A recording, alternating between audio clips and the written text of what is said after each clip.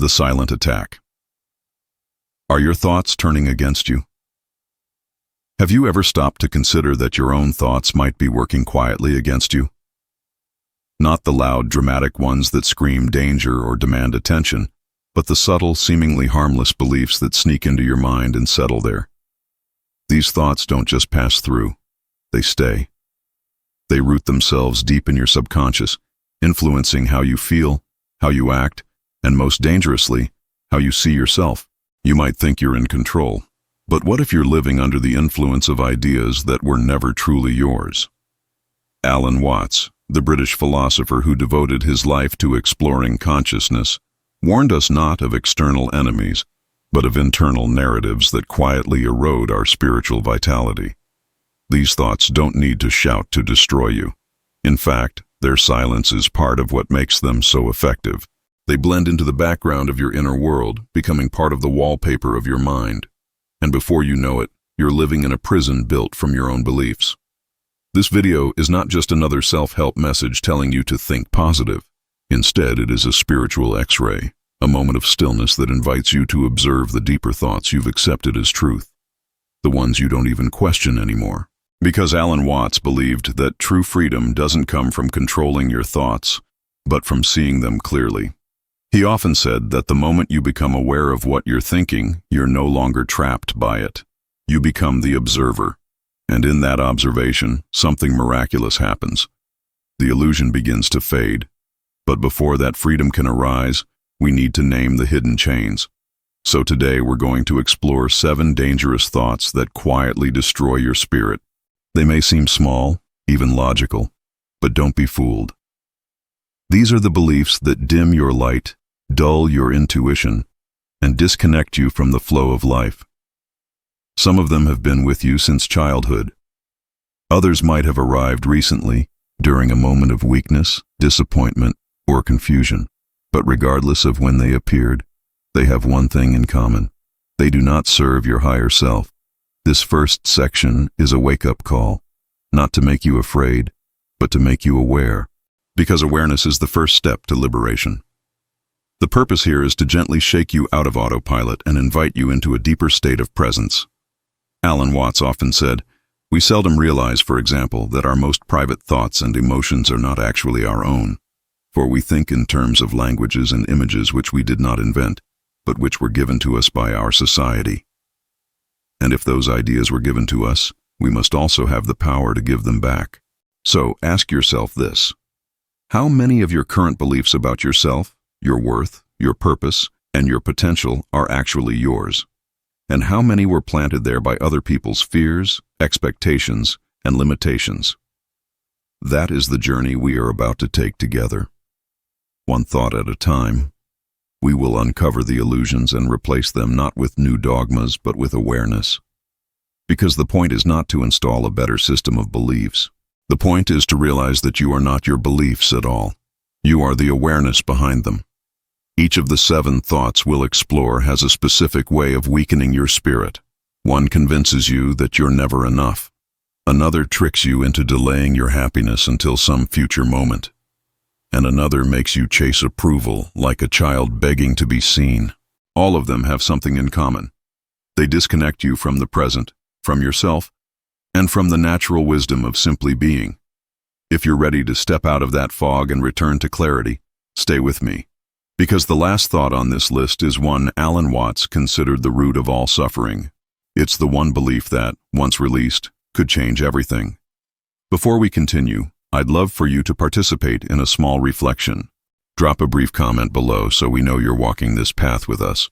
Write this: I am not my thoughts. I am the awareness behind them. Let's begin with the first dangerous thought that quietly destroys your spirit. I must be someone important. At first glance, this belief sounds empowering. It seems like a call to reach higher, to prove your worth, to make a mark in the world. Society often encourages us to strive, achieve, and become someone. We are told to build a name, a brand, a legacy. But beneath this shiny exterior hides a trap that can suffocate the soul. Alan Watts often questioned the Western obsession with self-importance. He challenged the very idea that our existence needs justification through achievement. In his view, the desire to be somebody is actually rooted in the fear of being nobody. And this fear drives people to construct elaborate masks, to live lives that are performative rather than authentic.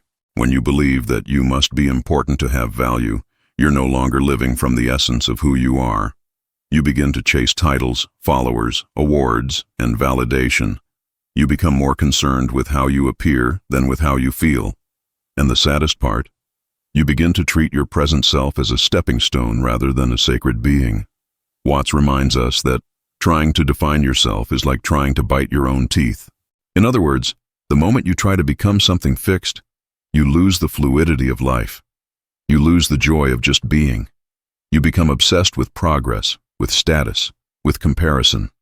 Suddenly, your worth is tied to a scale that is always moving. No matter how much you achieve, there's always more to prove, someone higher to compete with, and something missing to attain. This thought, I must be someone important, can also isolate you.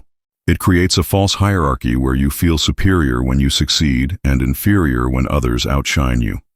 It feeds both arrogance and insecurity. And neither of these are signs of a free spirit. Let's consider nature for a moment. A tree doesn't strive to be important. It simply grows. A river doesn't seek to be admired. It just flows. Birds don't sing to impress anyone. They sing because that's what they are. Alan Watts believed that human beings are not separate from nature. We are nature, forgetting what we are. And in nature, there's no need to be someone. There's only the need to be. When you hold on to the belief that you must be important, you delay peace. You push your sense of fulfillment into the future, hoping it will come once you've made it. But what happens when the applause fades? What happens when you're alone with yourself and the masks come off? That's when you realize that the real danger of this thought is not in the ambition it sparks, but in the exhaustion it causes. You never feel complete. You never feel enough. You're always in a race without a finish line. Alan Watts encouraged us to step out of this illusion. He said that the meaning of life is just to be alive. Not to be impressive, not to be adored, just to be. So how do you break free from this thought? The first step is to notice it. When you catch yourself needing to prove your worth, ask, who am I trying to impress, and why? The second step is to practice being instead of becoming. Sit in silence, feel your breath, observe your surroundings without trying to label or judge. Let go of the need to be someone and experience what it feels like to simply exist. You'll begin to notice that there's a deep peace in that state, a sense of coming home. And finally, remind yourself often, you are not a brand. You are not a project. You are not your achievements. You are a moment of life unfolding, just like the ocean, the stars, and the wind. When you release the pressure to be someone important, you discover the quiet joy of being fully human. And that is where your true power begins. Ready to move on to the next dangerous thought? Let's go deeper. The second thought that silently drains your spirit is one of the most common and most dangerous. I'll be happy when... It sounds innocent, maybe even motivating at times. But make no mistake, this thought is a trap. It promises happiness as a reward in the future, while quietly robbing you of joy in the present. Alan Watts spoke often about this illusion. He pointed out that our modern mindset treats life like a journey with a distant destination. We are conditioned to believe that fulfillment lies at the end of the road, after we achieve something, fix something, or reach some ideal state. We tell ourselves, I'll be happy when I get that job, when I lose that weight, when I find the right person, when I make enough money. The problem is that every time we get closer to that imagined happiness, the target moves. This way of thinking teaches you that happiness is not something you can have now. It becomes a dangling carrot, always just out of reach. You live in a state of postponement. You delay your peace. You postpone your sense of completion. And, perhaps worst of all, you begin to live not in the present, but in a constant state of waiting. Watts warned us that this mindset causes people to live as if life is a performance, one rehearsal after another, always preparing for the real show. But there is no final show. There is only now. Life is not a race to be won, nor a problem to be solved. It is a dance to be enjoyed moment by moment. Let's think about it this way. If you listen to a piece of music, you don't skip to the last note. The beauty of the song is in every note that leads there. If you read a story, you don't just flip to the final page. The meaning is in the unfolding.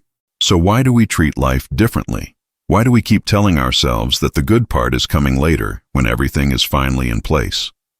The danger of "I'll be happy when" is that it creates a mindset of insufficiency. You begin to believe that this moment is not enough, that you are not enough, that something is always missing. And that belief becomes a habit. Even when you get what you want, your mind quickly finds a new condition for happiness. It never ends. You never arrive. You just keep waiting. Alan Watts said, "This is the real secret of life, to be completely engaged with what you are doing in the here and now. And instead of calling it work, realize it is play." He didn't mean that we shouldn't have goals or dreams.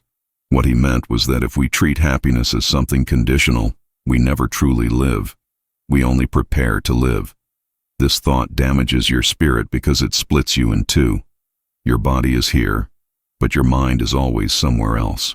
You stop seeing the richness of the present. You miss the laughter, the stillness, the color of the sky, the warmth of your coffee, the rhythm of your own breath. You stop experiencing life and start surviving it. So how do you let go of this thought? First, notice when it arises. When you catch yourself thinking, "I'll feel better once," pause. Ask yourself, what is wrong with this moment? Most of the time, nothing is wrong at all. It's just that your mind has been trained to believe there's something better elsewhere. Second, practice bringing your awareness back to now. Not in a forceful way, but gently. Feel your feet on the ground. Listen to the sounds around you. Let your attention drop from your head into your body. Return to presence. Finally, remind yourself often, happiness is not a destination. It is a way of being. The more you wait for happiness, the more you delay it. But when you choose to embrace this moment, just as it is, you start to experience what you've been chasing all along. You don't need to earn joy. You don't need to qualify for peace. They are already available, here and now. The only thing standing in the way is the belief that they're not. Are you ready to uncover the third hidden thought that keeps you from your spiritual freedom? Let's continue. Now we arrive at one of the most painful thoughts a human being can carry. Something is wrong with me. Unlike the others, this one often hides in silence. It doesn't always scream. It whispers. It lingers. It waits for moments of doubt or failure and then quietly confirms your worst fear, that you are broken, unworthy, or somehow fundamentally flawed. This belief is a spiritual wound, and many people walk through life bleeding from it without even knowing. Alan Watts challenged this toxic idea in his teachings. He believed that the root of much suffering is not the challenges we face, but how we interpret ourselves through those challenges. When you believe that something is wrong with you, everything you do becomes an effort to fix, hide, or compensate for your supposed defect. Life becomes a constant performance. Every action is stained with self-doubt. Every mistake feels like proof. Every compliment feels like a lie. This belief often begins early. Perhaps it was something someone said, a moment of rejection, a failure that left a deep scar. Or maybe it came from religion, school, or society at large. Somewhere along the line, a seed was planted. And rather than question it, you nurtured it with self-criticism, perfectionism, and shame. But here is what Watts insisted upon. You are not a problem to be solved. You are not a mistake that needs correction. You are a unique expression of the universe, unfolding in its own rhythm. And just like a tree doesn't worry about being crooked, or a river doesn't apologize for its path, you too are meant to exist without justification. The belief that something is wrong with me creates a vicious cycle. You doubt yourself, so you strive to be better. You try harder, push further, achieve more. But no matter what you do, it never feels like enough. And because it never feels like enough, the belief grows stronger. You become trapped in the illusion that healing comes from perfection. But healing doesn't begin when you're flawless. It begins when you stop running from who you are. Watts often spoke about the illusion of separation. He said that we suffer because we think we are separate from nature, from others, from the divine. When you believe something is wrong with you, you reinforce this illusion. You isolate yourself. You forget that you are not separate from life. You are life. You are not broken. You are becoming. Let's pause and reflect. If you planted a seed in the ground and checked it the next day, you wouldn't expect a full-grown tree. You'd trust the process. You'd give it space, time, and nourishment. Why then are you so impatient with yourself? Why do you expect perfection when you are still in the middle of your growing season? This thought, something is wrong with me, doesn't just cause sadness, it creates shame. And shame is one of the most spiritually corrosive emotions. It doesn't say, I made a mistake. It says, I am a mistake. And that belief separates you from the love, compassion, and grace that are always available. So how do we break this thought? First, by recognizing that it is a thought, not a truth. Thoughts are not facts. They are echoes, habits, and sometimes lies. When you hear this thought, don't accept it immediately. Question it.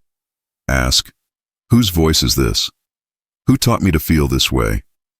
Is this really mine? Second, speak to yourself the way you would speak to a dear friend. You wouldn't tell them they are broken.